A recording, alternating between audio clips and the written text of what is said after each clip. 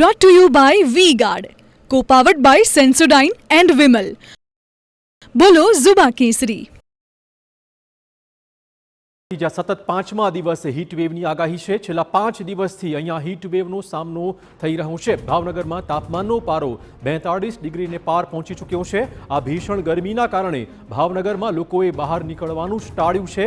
ભાવનગરના રસ્તા પર જોવા મળ્યો હતો સન્નાટો.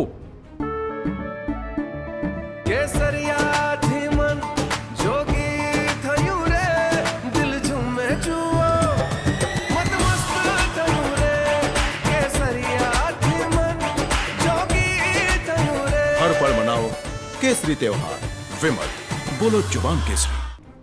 લોકો ઘરની બહાર નથી નીકળી રહ્યા કેમ કે બપોરના સમયે કાળઝાળ ગરમી લાગી રહી છે. આ ગરમીથી બચવાના ઉપાયો પણ લોકો કરી રહ્યા છે.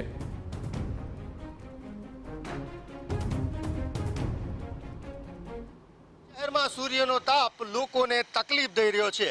અત્યારે અમે ઊભા છીએ ભાવનગર શહેરના નિરમબાગ સર્કલ ખાતે.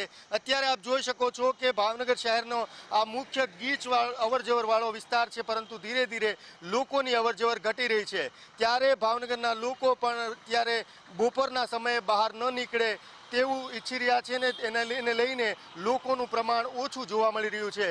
ભાવનગર શહેરની જો વાત કરવામાં આવે તો ગઈકાલે 44 ડિગ્રી સુધી તાપમાન પહોંચ્યું હતું અને લોકોને કઈ રીતે આટલા તાપમાનમાં રહેવું તે મુશ્કેલ બની ગયું છે. ત્યારે આજે પણ અત્યારના સમયે 40 ડિગ્રી તાપમાન પહોંચ્યું છે અને આવનારા કલાકોની અંદર 44 ડિગ્રી સુધી પહોંચે તેવી શક્યતા છે. ત્યારે ભાવનગરના તબીબો પણ લોકોને બહાર ન નીકળવા, બાળકોને બહાર ન નીકળવાની અપીલ કરી રહ્યા છે.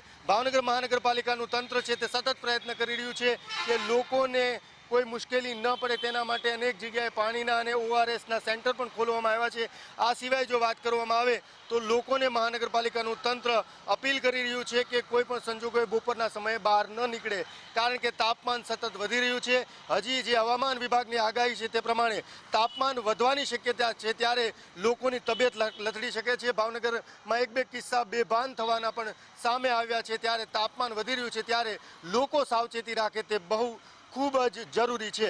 અજીત ગઢવી, TV9 ભાવનગર. તો સતત Brought to you by V-Guard, co-powered by Sensodyne and Vimal. બોલો ઝુબા કેસરી.